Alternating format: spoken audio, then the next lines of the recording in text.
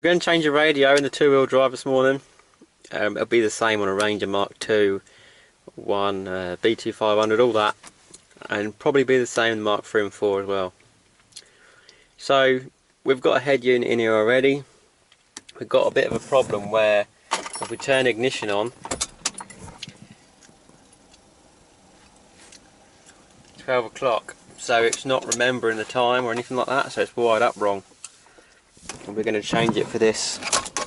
This one I got kicking around here, it's a Sony MEX N4100.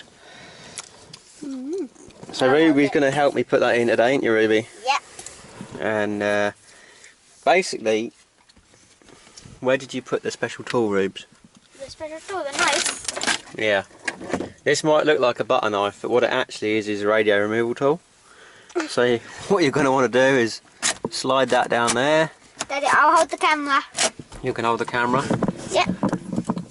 Hi guys.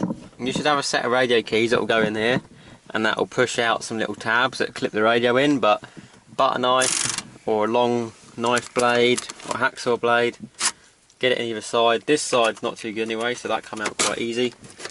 And then just grip and pull that out. Let's see what we got. Whoa. So with Mazdas, someone's been in here. This is a mechless head unit, this one.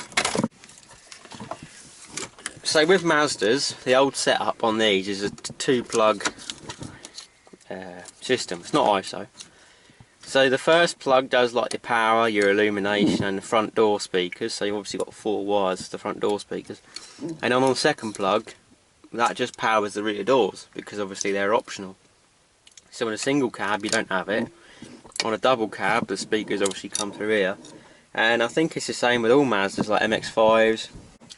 So yeah, MX-5 and stuff like that I think even use the same harness connector. It's just the way they do it until like late 90s, 2000s. And obviously the Ranger's quite old school, so we're just going to pull the aerial out and pull this connector out and we'll have a look. We've got like a Pioneer plug, your ISO and then your Mazda. This is ground, this one, I can tell you that. And the Mazda loom, yeah, the Mazda loom, I'll put a little print screen up of the wiring colours of the wiring diagram.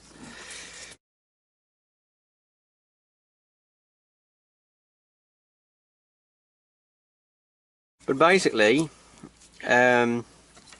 we haven't got the right power in and out. So as you can see here, this is all speakers on the ISO loom, and this one is your power, illumination, memory, ignition and all that. So somewhere, because I also noticed the other night, if you turn the lights on when the radio's on and turn the ignition off, the radio stays on when the lights are on, so that's not wired up right.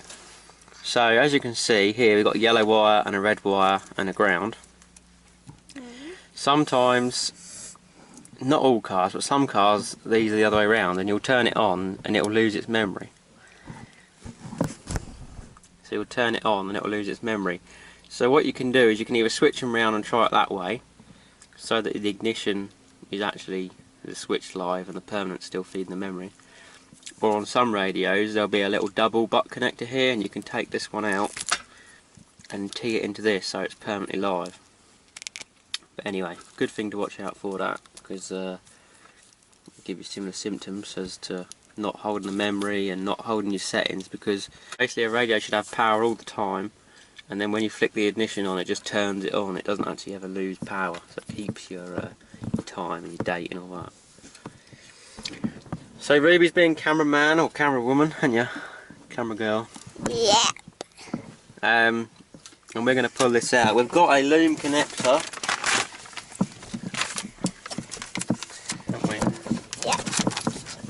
So this is just another radio that I've got kicking around. We've got a radio to ISO. I'll hold that. Yeah. And then we've got an ISO to Mazda. And you can see here, look, how... So coming from the Mazda loom, you've got 2 sections on this one plug. You've obviously got power and all that, and then you've got your front door speakers. And then on the other side of the ISO loom you've got the other Mazda plug, which is the rear door speakers, okay? Makes sense how that's going in there.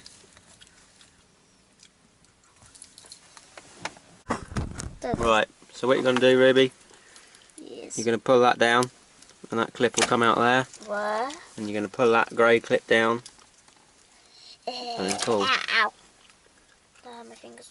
That'll be alright. Just a little scrape. Okay? Yep. So now give us a new loom. There you go. Alright. I'll plug them on. Remember which one was which? Which one's that, Ruby? This side. That's all the speakers, yeah? That one? So that goes onto the here. And how can we tell if it's going to fit? Look at the clip here, look. Lines up. Yep.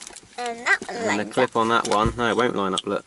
It doesn't line up. That bit should be over here, so that's not the right one. So if we stick it in this one, you're going to put that in? Yeah, and the other one? Other way around. Oh, whoops. Yeah, that'll be alright.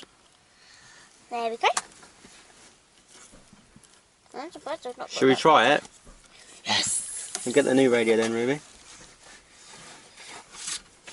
Gently put that one And down. we'll see if we left a CD in there last time. That's cold. Look at all the connections on the back there. Look at all of these. So you've got a 10 amp fuse in the back, which is worth checking because, especially if you're fitting a second-hand radio like us. Why are you trying to pull it out? Because I want to check. Oh, I can see now. No, the fuse is good. I want to check the fuse is alright, really, because if the fuse is gone, it won't turn on.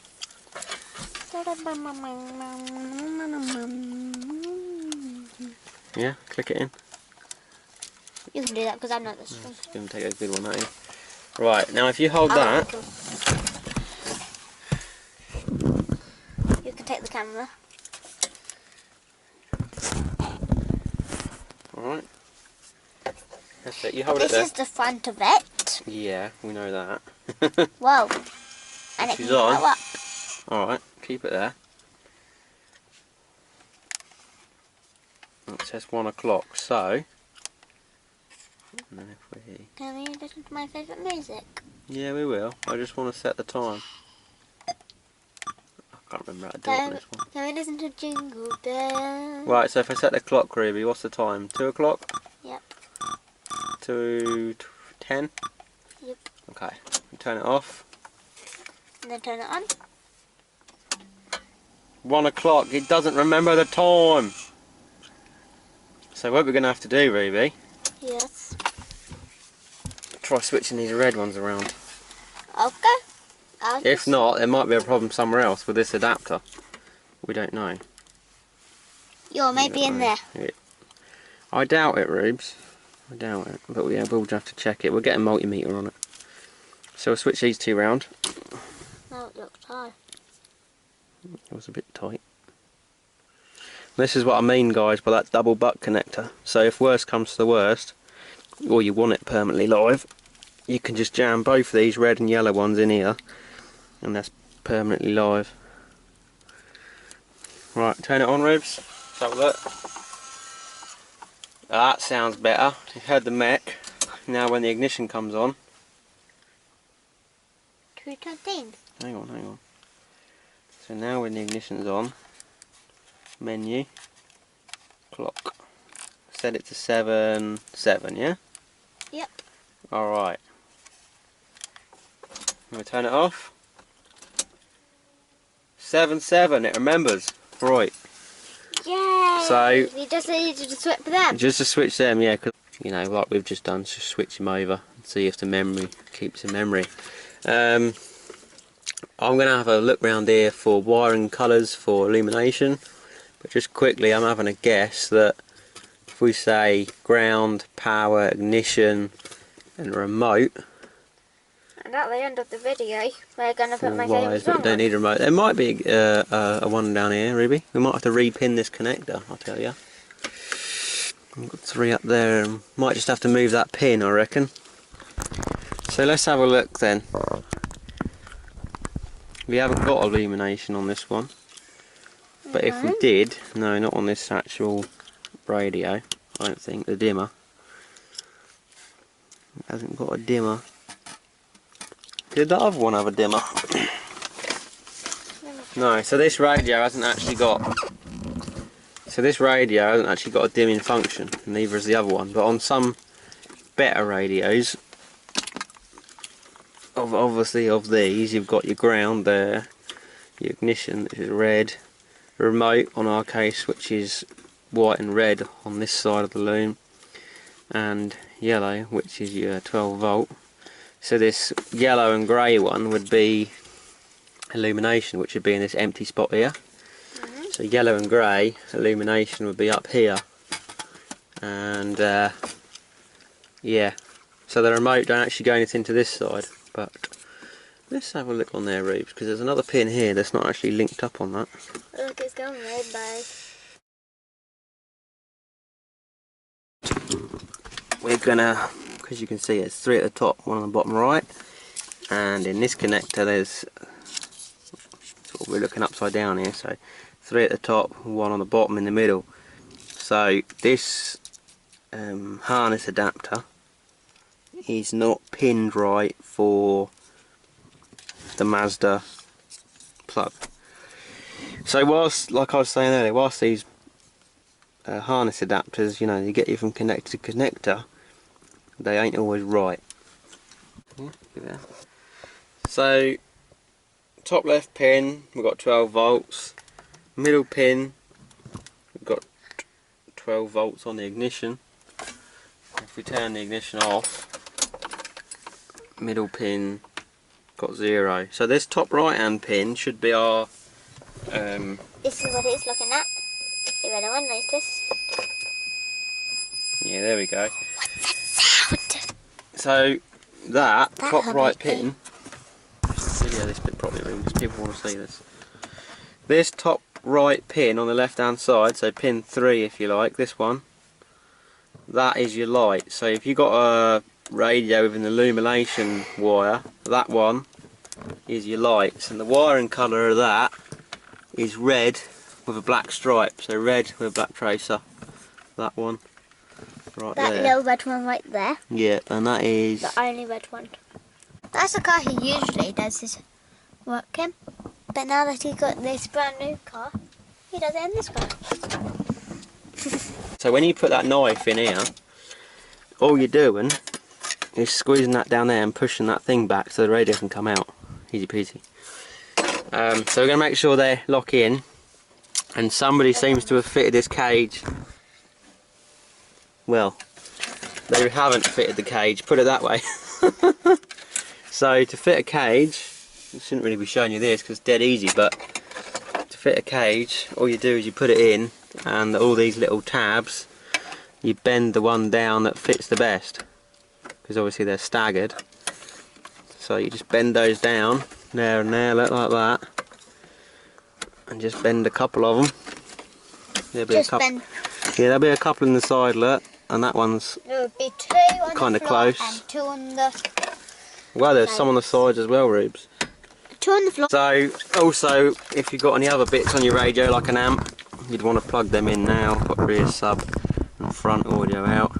Sometimes there's a little peg on here that has a little rubber bung, but I don't know where that's gone. We'll just leave it. We don't really need it in this truck, really, because we're not going over bumps and off-road. It's not going to go far. So we'll just make sure that the wiring connectors go off to the left-hand side. Yeah, you got small hands, Ruby. Go through the glove box and just pull on those wires. What wires? The wires here on the. No, just. Yeah, can you do that? You in? Yep. Yeah. Give him a little pull. Nice one.